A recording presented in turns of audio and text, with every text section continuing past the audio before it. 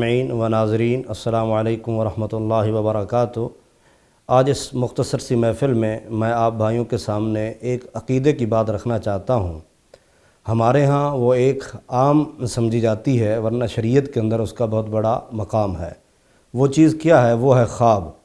ہمارے ہاں اکثر جھوٹے خواب بیان کیے جاتے ہیں، بعض اس کی تعبیریں الٹی سیدھی کی جاتے ہیں۔ مختصر میں آپ کو خواب کے متعلق کچھ معلومات دینا چاہتا ہوں۔ نبی علیہ السلام کے ارشاد گرامی ہے، صحیح بخاری اور صحیح مسلم کی حدیث ہے۔ امام الانبیاء فرماتے ہیں الرؤیا الصالحہ من اللہ والحلم من الشیطان۔ اچھا خواب جو ہے وہ اللہ تعالیٰ کی طرف سے ہوتا ہے، برا خواب وہ شیطان کی طرف سے ہوتا ہے۔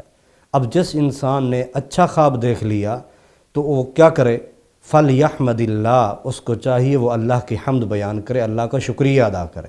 جس نے بھی اچھا خواب دیکھ لیا ہے، اور جس نے برا خواب دیکھا اس کو چاہیے وہ شیطان کی پناہ لے، اعوذ باللہ من الشیطان الرجیم پڑھے، اور اگر وہ سویا ہوا ہے دائیں طرف تو کروٹ تبدیل کر لے، اگر وہ بائیں طرف تو پھر دائیں طرف آ جائے، یعنی اپنی کروٹ تبدیل کرے، 3 بار اعوذ باللہ من الشیطان الرجیم پڑھے تو یہ شیطان سے۔ اور بعض روایات میں تھوکنے کا بھی ہے کہ وہ بائیں طرف تھوڑا سا تھوکنے والا انداز اپنائے تاکہ شیطان کو اللہ تعالیٰ بھگا دے۔ اسی طرح نبی علیہ السلام فرماتے ہیں جب اچھا خواب دیکھے یا برا خواب دیکھے تو کسی کو بھی نہ بتائے۔ ہمارے ہاں یہ عام ہوتی ہے، صبح اٹھتی جی آج میں نے خواب دیکھا، آج میں نے خواب دیکھا، یہ دیکھا۔ نبی علیہ السلام فرماتے ہیں اچھا خواب ہو برا خواب ہو کسی کو بھی نہ بتائیں، اس کو بتائیں جس سے آپ کو فائدہ پہنچے، یعنی تعبیر آپ کو معلوم ہو سکے۔ آج ہمارے خواب سٹیجوں پہ بیان کیے جاتے ہیں، جی میں نے خواب میں یہ دیکھا۔ اللہ اکبر کبیرہ۔ عزیز بھائیوں، کسی کو نہیں بتانا، اس کو بتانا جس سے آپ کو تعبیر مل سکے۔ تعبیر کے بعد اب خواب، اچھا خواب اللہ کی طرف سے، برا خواب شیطان کی طرف سے۔ کوئی ڈراؤنا خواب آ گیا جس میں انسان ڈر گیا ہے تو ڈراؤنے خواب میں حسب استطاعت جتنا ہو سکے صدقہ کر دے، وہ نقدی ہو یا کچھ پکا کے گھر میں وہ صدقہ کر دے۔ اسی طرح چوتھا ایک خواب ہوتا ہے، اکثر لوگ جو نا وہ جھوٹا خواب ایسے ہی اپنی طرف سے لوگوں کے دل جیتنے کے لیے میں نے یہ دیکھا، میں نے وہ دیکھا، حتیٰ کہ بعض لوگ یہ کہہ دیتے ہیں کہ ہم نے نبی علیہ السلام کو بھی خواب میں دیکھا۔ تو یاد رکھیے اس چھوٹی سی مختصر محفل میں یہ مسئلہ بھی آپ کے سامنے واضح کر دینا چاہتا ہوں۔ آج کے دور میں نبی علیہ السلام کو دیکھنا ممکن ہے، لیکن یاد رکھیں، لیکن وہ کیسے؟ وہ شخص دیکھ سکتا ہے جو آپ صلی اللہ علیہ وسلم کے سر سے لے کر پاؤں تک پوری آپ کی سیرت سے واقف ہے، آپ کا حلیہ وہ پڑھا ہوا ہے، آپ کے حلیے سے جانتا ہے، تعارف ہے اسے۔ ورنہ ایک ساتھی کہتا ہے جی میں نے آپ صلی اللہ علیہ وسلم کو خواب میں دیکھا، آپ کی ساری داڑھی سفید تھی، جسم مکمل آپ کا سفید، کپڑے سفید۔ بندہ اس سے پوچھے بھی آپ صلی اللہ علیہ وسلم جب فوت ہوئے آپ کی داڑھی مبارک کے زیادہ سے زیادہ 20 بال سفید تھے، تو یہ جھوٹ ہے۔ وہ آدمی اس کو مان سکتا ہے، یقین کر سکتا ہے کہ جس نے نبی علیہ السلام کا سارا حلیہ پڑھا ہوا ہے، اور اس کو یقین ہو سکتا ہے واقعتاً یہ نبی علیہ السلام کے جو خوبیاں، جو اوصاف، جو حلیہ حدیث میں ہم نے پڑھا ہے اسی طرح ہے تو ممکن ہے، ورنہ نہیں۔ اس لیے خواب جب اچھا آ جائے تو اس وقت اٹھ کر اس انسان کو چاہیے وہ اللہ کا شکریہ ادا کرے۔ شکریہ زبان سے ہے، شکریہ اعضاء سے بھی ہے، یعنی 2 رکعت پڑھے۔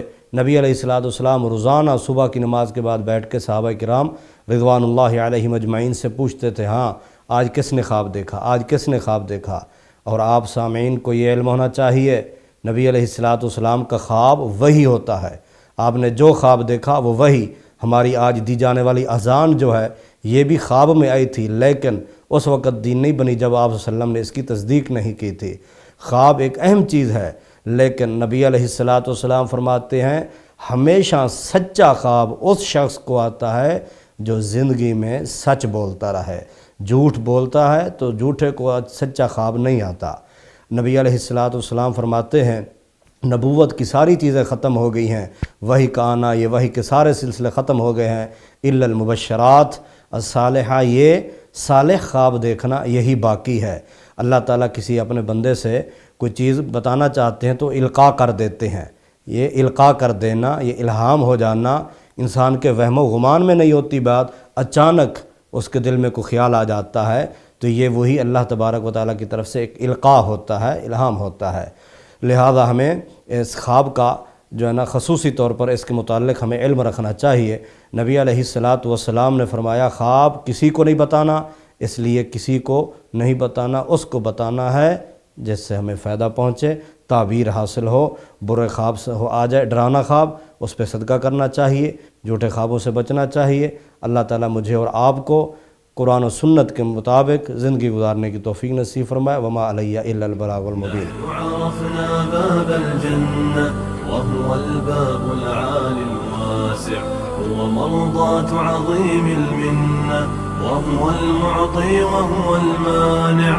نحن عرفنا باب الجنة وهو الباب العالي الواسع، هو مرضاة عظيم